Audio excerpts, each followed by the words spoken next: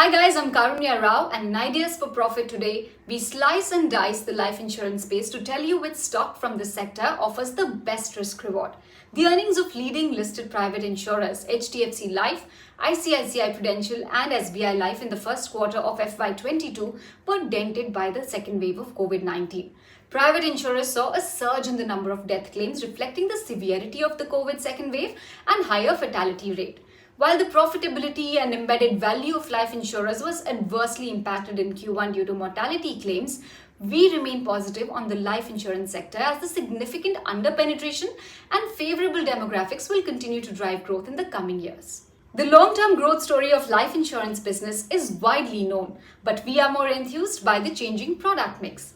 The last couple of years, the industry has focused more on pure protection products that provide cover against mortality risk and annuity or savings segment which ensures against morbidity risk. Margins are relatively high in protection business and segment also offers enormous growth potential. Consequent to the changing product mix, leading private life insurance companies have seen improvement in new business margins driven by higher protection business, lower expenses and better persistence. So given the promising outlook, which life insurance company stock is a worthy investment consideration at this juncture? Well, ICICI Prudential Life Insurance remains our top pick in the sector despite the insurer reporting a loss in Q1 FY22 due to higher mortality claims. There are multiple reasons for the choice. First up is the reasonably good provisioning buffer. ICICI Pru's COVID claims net of insurance stood at 500 crores for Q1, which is about 2.5 times of FY21 claims. Beyond COVID, ICICI Prudential carries a further provision of 384 crore rupees, and thanks to total additional provisions of 882 crores, management is confident that unless COVID claims in FY22 exceed 1000 crore rupees, which would be 5x of net claims of FY21, ICICI Pru would not see further negative impact. Now, according to FY21 numbers, HDFC Life has a higher share of group protection business among the three life insurers. In Q1, protection business constituted 16% of total APE for HDFC Life. Since the claims in case of group protection insurance have a high lag effect relative to claims by individuals, claims remain a key monitorable for HDFC Life. In the last couple of years, ICICI Pru focused more on pure protection products which provide cover against mortality risk and annuity savings segment which insure against morbidity risk. Consequently, the share of relatively more volatile linked businesses has come off. ULIPs now constitute 44% of APE compared to 82% in FY18. Around 65 to 75% of the value of Indian life insurance companies comes from VNB, and therefore it remains the most important metric. ICICI Prudential's management had earlier guided to double VNB over the next 3 to 4 years on FY19 base of 1328 crores. Management maintains the target, implying that it has to grow VNB at a CAGR of 28% over the next 2 years to achieve the target in FY23. Even as ICICI Pru has lagged private peers on premium growth in the past couple of years, it has done exceedingly well on the margin front. Its VNB margins have significantly expanded, driven by shifting business mix in favor of high-margin protection business.